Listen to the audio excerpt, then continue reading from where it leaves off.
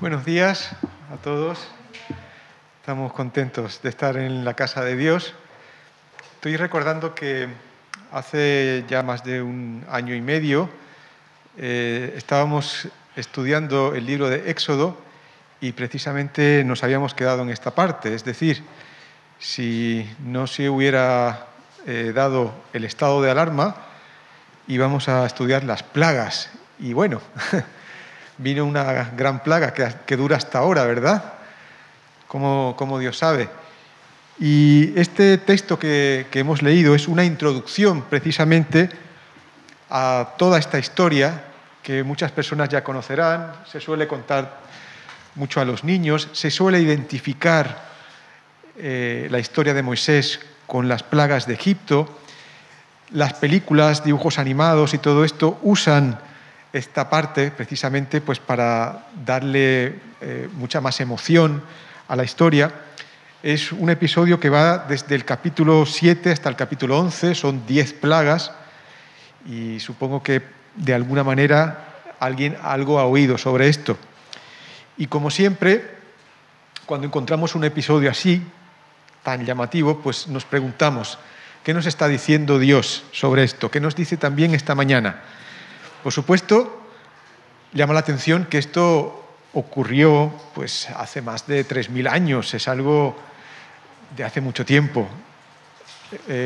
¿Nos tiene algo que decir ahora, en el año 2021?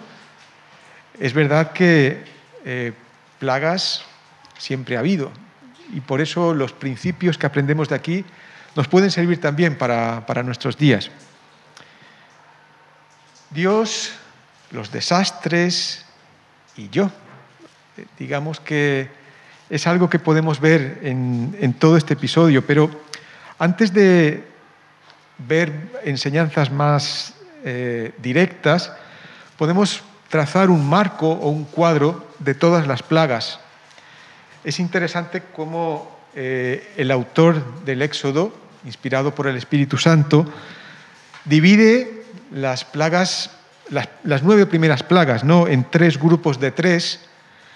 Recordaremos tal vez la primera en la que el agua del río Nilo se transforma en sangre, después cuando vienen las ranas, después cuando vienen los piojos, ese primer grupo. Después hay un segundo grupo también de 3, cuando vienen las moscas, ¿verdad?, cuando viene la enfermedad en el ganado y muere la mayor parte del ganado allí en Egipto, cuando vienen después las úlceras, que ya afecta tanto al ganado como a las personas, y el último grupo de 3, donde tenemos el granizo, las langostas y las tinieblas. Algo de manera así gráfica o didáctica para que nos acordemos un poco, tampoco es para que hagamos un ejercicio de examen. Cuando termine el culto os examino, ¿no? Pero sí recordamos un poco en grupos de 3 cómo eran estas plagas. Otro aspecto en este cuadro es interesante, que la manera en la que está relatado es una manera de como si fuera una batalla o una pelea o un desafío. A lo mejor en un sentido un poco más suave, como si fuera un partido de cualquier deporte, de baloncesto, de fútbol o de lo que sea. ¿Y quién se enfrenta aquí? Esto en realidad no es simplemente una exposición de desastres o de calamidades. Aquí hay una auténtica batalla entre Dios y Faraón. Entendemos que Faraón era, vamos a decir, como el líder mundial. Es una idea que a lo mejor no tenemos ahora actualmente, pero Egipto era la superpotencia de la época. Digamos que algo parecido como con Estados Unidos, pero mucho más. Sabemos que si comparamos el ejército que puede tener los Estados Unidos con el que puede tener a lo mejor España, pues nos quedamos cortos, ¿no? Todos los portaaviones que tienen y todo eso, pues en Egipto no solamente era el ejército que tenía, sino la capacidad, sino los recursos y al mismo Faraón. Era como algo, vamos a decir así, invencible, como en su tiempo se le llamó al ejército de España, la Armada Invencible. Hay una auténtica batalla entre Faraón y Dios, pero también hay una auténtica batalla entre Dios y los dioses de Egipto. Es verdad que solo hay un Dios. Los dioses de Egipto, por supuesto, son falsos. Es lo que nos enseña la Biblia. Pero el relato está hecho en esa manera, en querer demostrar que en esa batalla, o sea, mejor dicho, que hay una batalla entre Dios y los dioses de Egipto. Egipto, esa superpotencia, quería demostrar que su gran capacidad para gobernar el mundo, pues tenía mucho que ver con sus dioses, con el dios del sol, el dios Ra, con el Nilo, que lo consideraban como un dios, que dice que daba vida a todos, con el dios que protegía de las plagas y de las epidemias. Y el autor lo cuenta de una manera que ahí tenemos esa batalla. Lo vemos también muy claramente como cuando los magos y los hechiceros intentan demostrar que ellos también pueden. Y por último, en este cuadro vale la pena recordar que por supuesto que es Dios el que está actuando, pero Dios usa a Moisés y a Aarón. Dios usa personas. Es interesante que al final de esta introducción que hemos leído dice: tenía Moisés 80 años de edad y Aarón 83 cuando hablaron a Faraón. Eran personas de carne y hueso. El texto no te lo está diciendo para decir que eran muy mayores, porque para aquella época 80 años no es como los 80 de ahora, aunque los 80 de ahora también tela, ¿eh? Pero nos quiere decir esto: personas de carne y hueso como tú y como yo, que Dios usa en sus planes, en la demostración de que en esta batalla cuenta también con nosotros. Bueno, y dentro de este cuadro, ¿qué podemos aprender de todo este texto que va desde el capítulo 7 al 11? En primer lugar, como en toda la Biblia, conocemos a Dios. Vamos conociendo a Dios. ¿Qué conocemos de Dios en este texto? En primer lugar, vale la pena que no nos distraigamos en las plagas en sí. Es muy fácil, ¿verdad? Que cuando leemos este texto nos venga a la cabeza: madre mía, ¿cómo tiene que ser esto lleno de moscas? O qué asco las ranas aquí liándola en la casa y metiéndose en el plato de la comida. O cómo tiene que ser eso de las tinieblas, todo en oscuridad. Y nos podemos distraer. Está interesante, por supuesto, ¿no? Y hay literatura y comentarios sobre esto. Pero algo que nos quiere recordar aquí el escritor del Éxodo en este texto, como hemos dicho antes, es inspirado por el Espíritu Santo, es que el escenario que se presenta es terrible. Esto no es un espectáculo así de: uy, mira cómo está Egipto lleno de piojos. No. Era un escenario terrible. Es verdad que todos tenemos problemas, las personas de aquella época también tenían sus problemas, pues algunos vamos tirando cada día, pero aquí estamos hablando de una situación extrema. Algo que cambiaba, digamos, las costumbres, la forma de vivir, condicionaba a todos. Ayer recordamos, bueno, hay aquí algunos que no estaban en aquella época, pero que hace 20 años hubo aquel ataque, ¿verdad?, a las Torres Gemelas. Eso cambió la forma de hacer las cosas. Hasta hoy, para ir a un viaje, pues no puedes entrar con agua, no puedes llevar ni siquiera las tijeras de cortarte las uñas, las tienes que poner para facturación, y una serie de cosas que cambiaron en todo el mundo. Después hubo una guerra, hasta hoy hay guerra con el tema de Afganistán, Oriente Medio. Estamos hablando de situaciones extremas. La pandemia que todavía tenemos hoy es una situación extrema. El escenario que se plantea aquí era una situación extrema, un cuadro terrible. Cuando murieron los caballos, las vacas y todo el ganado, no fue una cosa de: ay, es que se estaba perdiendo, digamos, la economía del país. Es como si todo el mundo se hubiera quedado en paro. Cuando la langosta estaba acabando con las cosechas, se estaban quedando siquiera sin alimento. Aunque tuvieran dinero, ¿qué iban a comprar si no había? Cuando el granizo estaba destrozándolo todo, pues iban a decir: pues ¿ahora qué hacemos? La situación era muy, muy extrema. A lo mejor leyendo la plaga esta del agua convertida en sangre, bueno, pues a lo mejor estuvieron una semana sin agua, pues tampoco es una cosa así si la comparamos con la muerte de los primogénitos, ¿verdad? Pero era muy grave también la situación. Y no solo desde el punto de vista material, sino desde el punto de vista moral. Para los egipcios, el golpe contra el río Nilo era una auténtica demostración de que Dios estaba actuando. Ahora, ¿por qué es importante que veamos todo este cuadro como un escenario terrible? Porque así entendemos que las consecuencias, o mejor dicho, que la desobediencia es algo que a Dios no le gusta, que Dios no soporta, que es algo terrible. En toda la Biblia vemos que Dios, ante la desobediencia, actúa de distintas maneras.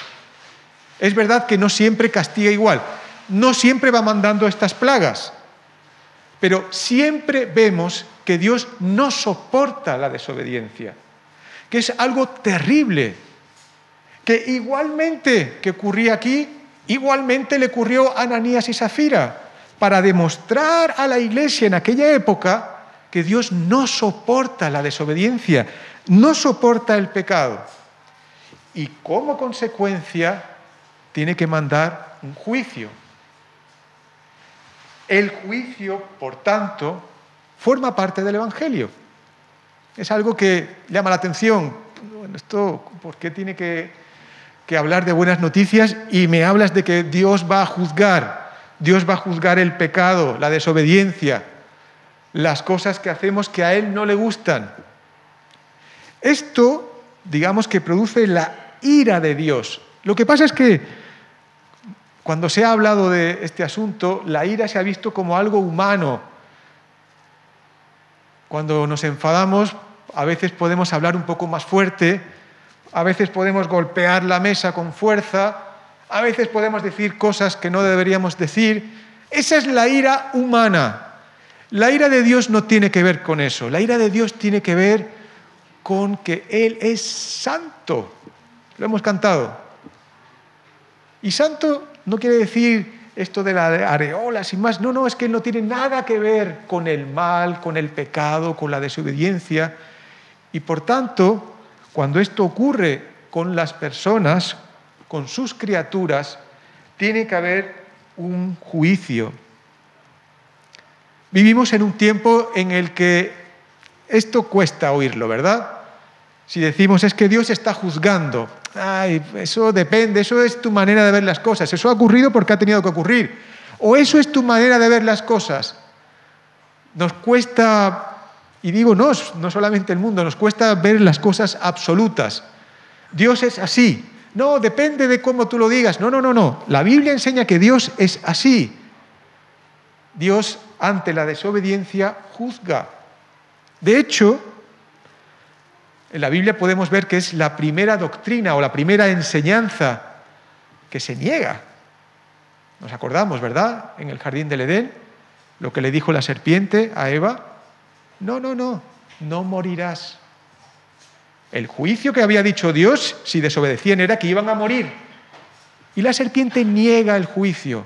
Hoy en día pasa igual. No, al final Dios va a pasar por alto todo esto y no pasa nada. No, las consecuencias son terribles. El escenario que pinta la desobediencia es algo terrible. No solo ahora, sino después de la muerte. Ahora, otra cosa que conocemos también de Dios, además de su santidad, su juicio, la ira de Dios, es que Dios advierte. En todas las plagas, desde el principio, vamos viendo que Dios habla antes de actuar. No es que yo esté aquí tranquilamente y de repente Dios, que no tiene nada que hacer, me manda un rayo y me fulmina. No, así no es Dios. Dios habla antes de actuar. Y nos habla hoy, y hablaba en aquel tiempo, y hablaba a Faraón. De manera que Faraón en cualquier momento, desde la primera plaga, podía haber dado marcha atrás y hubiera dicho, anda, pues es verdad. Si tú eres Dios, voy a hacerte caso, voy a obedecerte. Pero no lo hizo. Ni tampoco el resto de los egipcios. Pero Dios advierte. Esto nos enseña otro aspecto de Dios, su misericordia.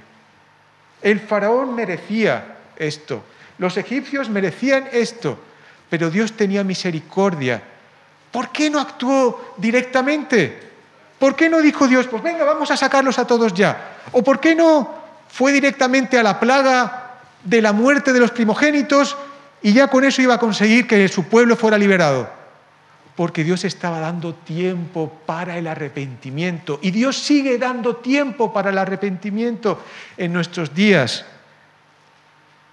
Jesucristo murió y resucitó y está dando tiempo para el arrepentimiento. Dios sigue advirtiendo. Es algo que también hemos aprendido en los mensajes sobre el libro de Jeremías, que si queréis podéis escuchar en YouTube, que se dieron con el pastor Jaime en la iglesia en Murcia. Aprendemos también algo muy importante y es que Él, Dios, Él es el Señor. En el capítulo 5, en el versículo 2, la primera vez que Moisés y Aarón se presentan delante de Faraón y hablan con Faraón, Faraón responde, 5:2, ¿quién es el Señor? Dice, para que yo lo obedezca y deje ir a Israel. ¿Quién es el Señor? Y en el capítulo 7, en el versículo 17,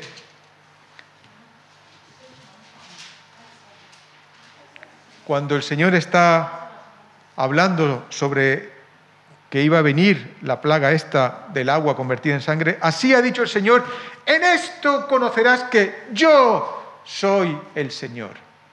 ¿Quién es el Señor? Ahora verás quién es el Señor. Él es el Señor. Ninguno de tus dioses, ni tú mismo, Faraón, eres el Señor. Yo soy el Señor. Es lo que quería decir Dios. Y es lo que nos dice a nosotros. Existe alguien que está por encima de todo y de todos y que tiene al control todo. Y ese alguien es Dios. Es el Señor. Ahora, en estas plagas también Dios enseña que Él era el Señor de Egipto. En el capítulo 8, en el versículo 22, cuando está hablando de la plaga de las moscas, es la primera vez que Él hace una distinción entre su pueblo, el pueblo de Israel, y el pueblo de Egipto. Aquel día pondré aparte a la tierra de Gosén, donde habita mi pueblo, para que no haya en ella ninguna clase de moscas. Y otra vez, a fin de que sepas que yo soy el Señor en medio de la tierra. Es más, aquí en estas plagas también Dios demuestra que es el Señor incluso de la historia. En el capítulo 9, en el versículo 16, en la plaga del granizo, dice, a decir verdad, yo te he puesto para mostrar en ti mi poder y para que mi nombre sea anunciado en toda la tierra. De manera que la Biblia no es que cuente simplemente la historia, sino la historia de Dios. Es su historia, entendiendo que no es la historia de Dios en cuanto a que Dios tiene ese principio, Dios es eterno, ¿no? Pero lo que está contando ahí está, digamos, supervisado siempre por Dios. Él es el Señor. Además, Él es el único Dios.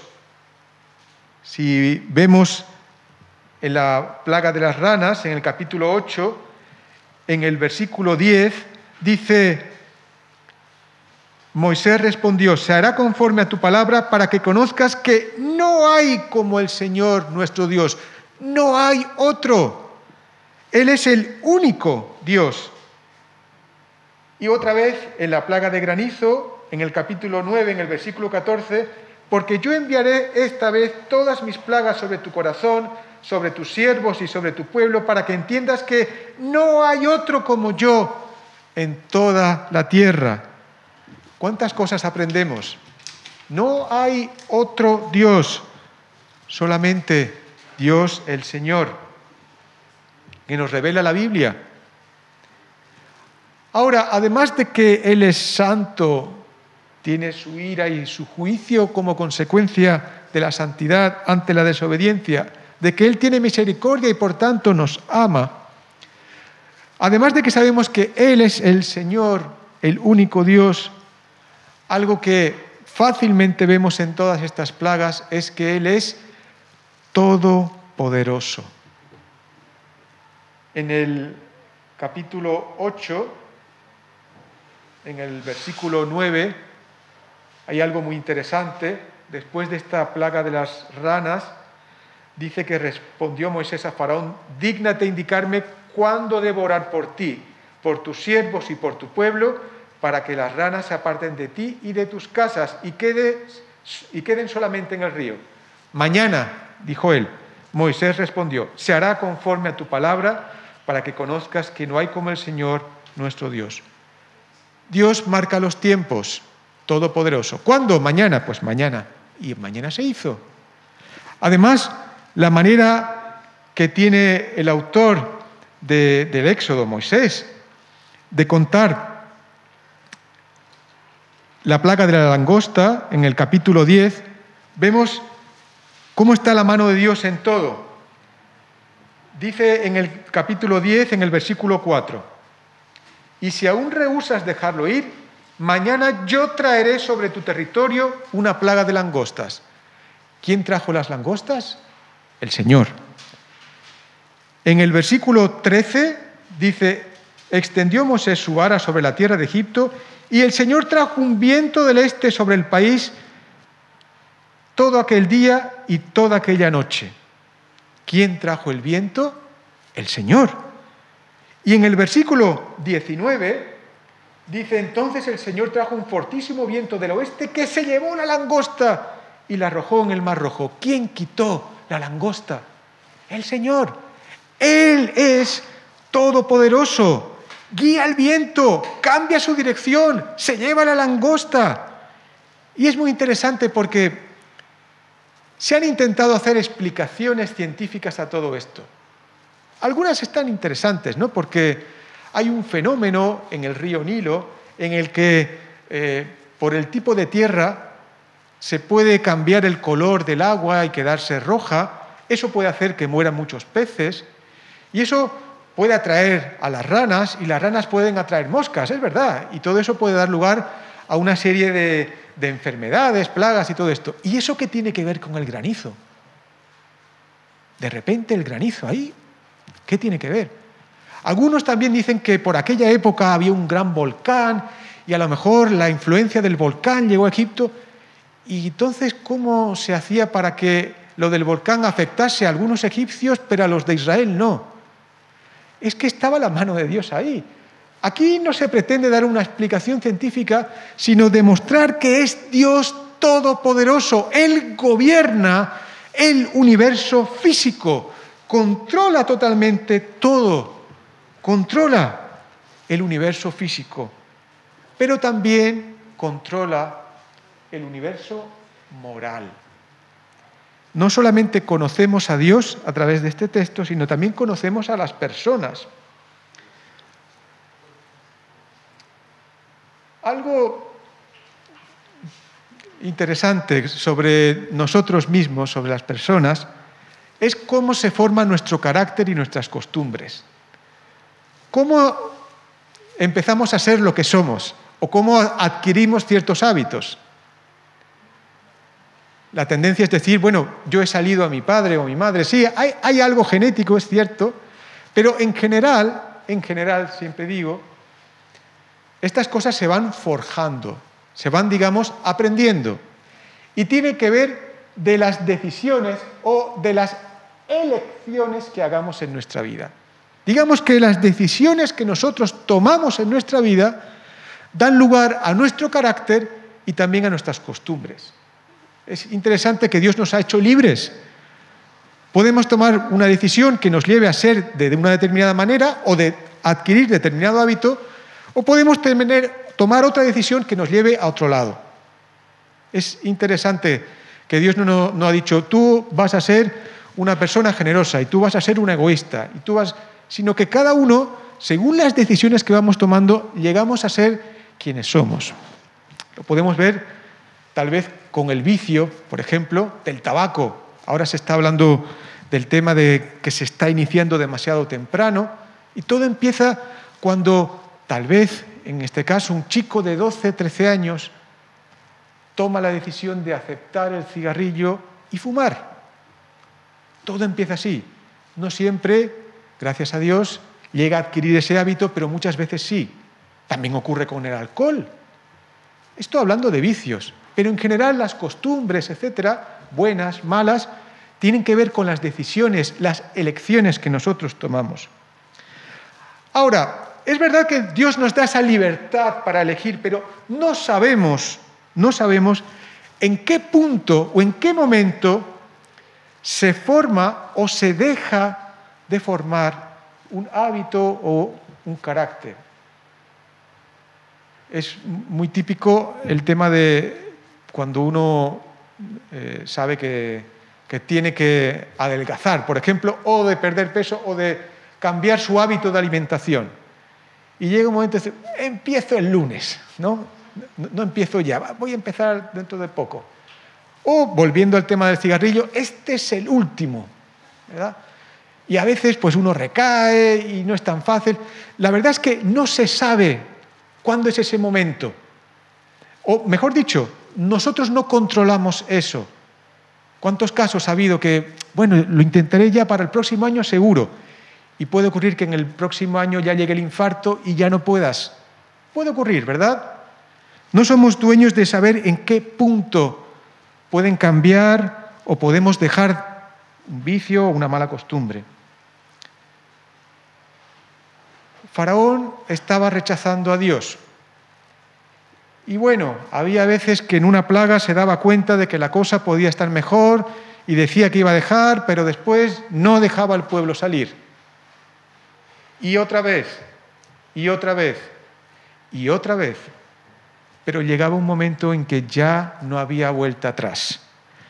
No podemos estar rechazando a Dios eternamente. No puedes estar rechazando a Dios eternamente. Como hemos dicho antes, Jesucristo murió precisamente con una muerte que refleja el terrible escenario que supone la desobediencia y el pecado. Resucitó y desde entonces hay, digamos, un tiempo, el tiempo de la gracia, en la que Dios llama a todas las personas a que se arrepientan y crean en Jesucristo para que sean salvos de su ira y de su juicio con el castigo eterno, hasta que Cristo venga o hasta que te tengas que encontrar con Dios. Hay un tiempo y no podemos controlar eso. Por eso la Biblia insiste que cuando tenemos que tomar una decisión, el tiempo es hoy. En Hebreos, en el capítulo 3,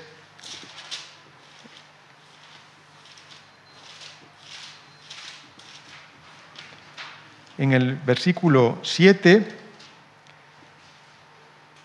dice, por eso, como dice el Espíritu Santo, si oís hoy su voz, no endurezcáis vuestros corazones.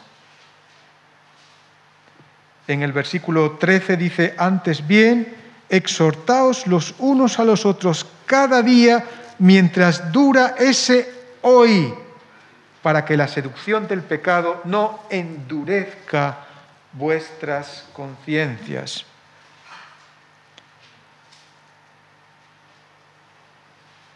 Es un tema polémico, porque hay quien piensa que Dios había hecho así a Faraón y no tenía ninguna escapatoria.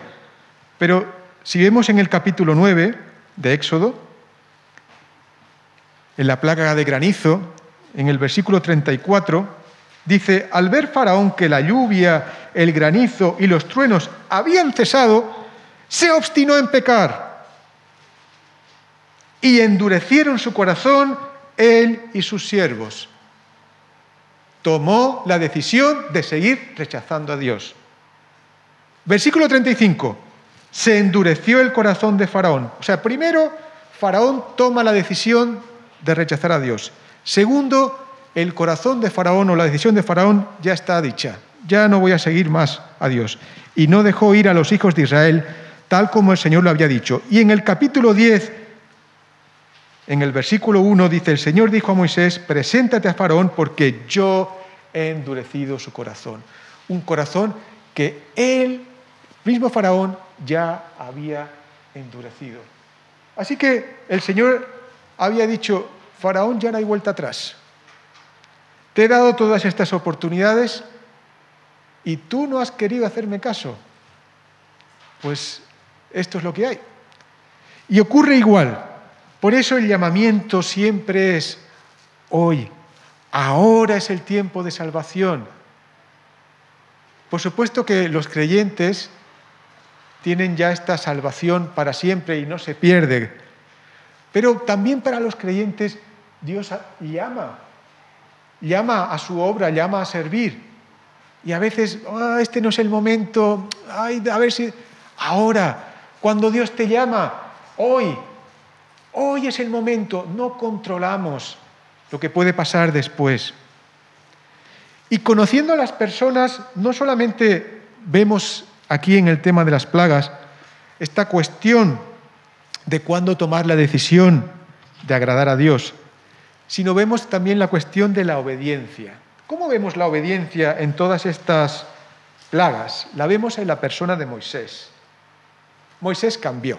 Si empezáis leyendo el libro de Éxodo, en el capítulo 2, en el versículo 12, vemos a un Moisés que quería solucionar el problema de que su pueblo Israel estuviera esclavo de una manera violenta, rápida, y mató a un egipcio. Vio allí la injusticia, esto no puede ser, y me lo cargo. Ahí tenemos a ese Moisés. Después, un poco más adelante, en el capítulo 3, habían pasado 40 años, había estado en el desierto. En el versículo 11 vemos a un Moisés que recibe el llamado de Dios y dice: ¿y quién soy yo para ir a salvar al pueblo de Israel? Un Moisés indeciso. En el capítulo 5, cuando él ya había obedecido a la voz de Dios, en el versículo 1, vemos a un Moisés que hace las cosas a su manera. Dios le había dicho lo que tenía que decirle al faraón y él lo dice de otra manera. Lo cambia, vamos a decir así. El Señor, el Dios de Israel, dice así: deja ir a mi pueblo para que me celebre en mi honor una fiesta en el desierto.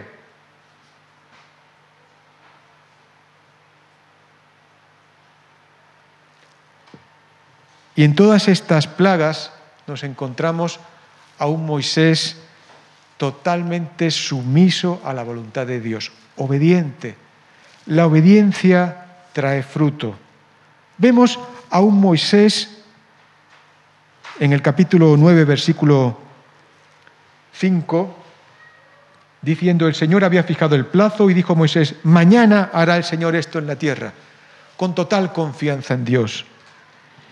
En el capítulo 10, en el versículo 19, y Moisés respondió: bien has dicho, no verás más tu rostro. Le dice esto en la cara al líder de la superpotencia mundial, con toda calma, tranquilo, confiado en Dios. La obediencia transforma la vida de las personas, la obediencia a Dios, por supuesto. Y por último aprendemos también en este grupo de plagas que Dios cuida a su pueblo. Después del encuentro de Moisés con Faraón en el capítulo 5, Faraón decidió que el pueblo tenía que trabajar más y cobrar menos. Dicho de esa manera, ¿no? Porque tenían que buscar la paja para hacerse los ladrillos, una injusticia mayor todavía. Y el pueblo respondió a Moisés: eso ocurre por tu culpa. En vez de arreglar nuestro problema, lo has empeorado. Podríamos pensar incluso que encima este pueblo no merece ser salvado. No, pero es el pueblo de Dios. Y Dios cuida a su pueblo. Y en todo este relato de las plagas vemos cómo Dios está cuidando a su pueblo para que Él sea rescatado. Sin embargo, al final del capítulo 10, el faraón le dice a Moisés: retírate de mi presencia, cuídate de no ver más mi rostro, pues el día en que lo veas morirás. Y Moisés respondió: bien has dicho, no verás más mi rostro. Habían terminado 9 plagas, pero Israel no había sido rescatado. Faraón seguía en lo suyo. Este final da la sensación de que parece que no se puede hacer nada más. Parece que ya no hay salida, no hay escapatoria. Nos hace recordar varios finales así en la Biblia. Cuando se destruyó el templo de Jerusalén y se destruyó Jerusalén y fue tomada por los babilonios, parece que ya no había nada más que hacer. Ya está, se perdió el pueblo de Dios, ¿verdad? Parece, cuando cuentan los evangelistas que muere Jesús, parece también que ya no hay nada que hacer. De hecho, en uno de los relatos dice que los discípulos, o algunos, se quedaban viéndolo así a distancia, se quedaban así viendo, ¿no? Y me recuerda un poco a los que han ido al cine, cuando termina la película y te quedas viendo los créditos, a ver si hay alguna escena postcréditos, ¿no? Y si no hay ninguna, pues no hay nada más que hacer. Se quedan así: ha muerto Jesús, ya no hay nada más que hacer, se ha destruido Jerusalén, Dios ha mandado 9 plagas, no hay nada más que hacer. ¿Y las promesas de Dios? ¿Dios no dijo que iba a liberar a su pueblo? ¿Es que no se puede hacer nada más? Falta la última plaga. Si Dios quiere, lo veremos el próximo domingo.